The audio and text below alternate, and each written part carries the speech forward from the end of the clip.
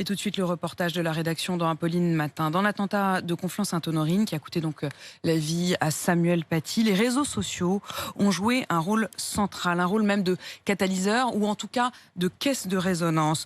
Vous le savez, c'est notamment une vidéo postée par un parent d'élève qui a provoqué un véritable lynchage public du professeur. Ces réseaux sociaux, ils s'invitent de plus en plus souvent dans les salles de classe et mettent les enseignants sous pression.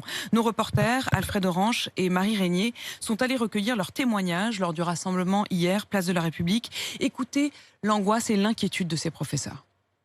Une photo d'elle déguisée en clown qui se retrouve sur la page Facebook du groupe de sa classe. J'étais au courant par incidence. Béatrice, professeure de musique en lycée, en garde un souvenir douloureux. J'avais éprouvé ça comme très violent et j'avais l'impression d'une intrusion véritablement dans ma vie.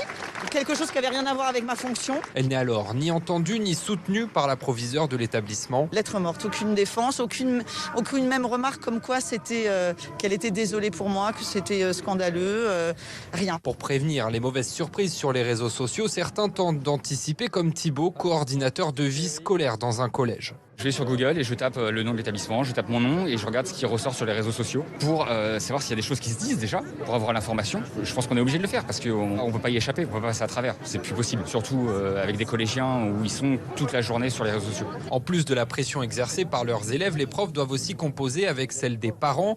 Aurélie est enseignante en CP et maman. Son cauchemar, les groupes de discussion en ligne entre parents. Ça prend de l'ampleur parce que c'est quasiment tous les parents de la classe et ça peut vite monter à la tête des parents. Des rumeurs, des critiques, une punition qui a pu être donnée et pourquoi, les remises en question, etc.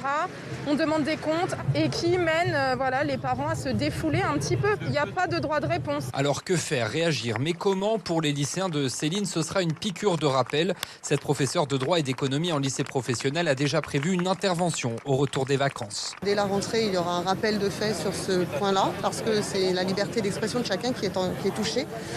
Et que le fait de filmer comme ça et d'envoyer des vidéos, nous, professeurs, ça nous met également en danger pour des choses complètement inutiles. Ça me permettra de leur faire un rappel sur la liberté d'expression, sur le respect d'autrui et sur le fait qu'on puisse effectivement avoir des idées différentes les uns des autres, mais que c'est en communiquant qu'on va pouvoir en dégager des arguments.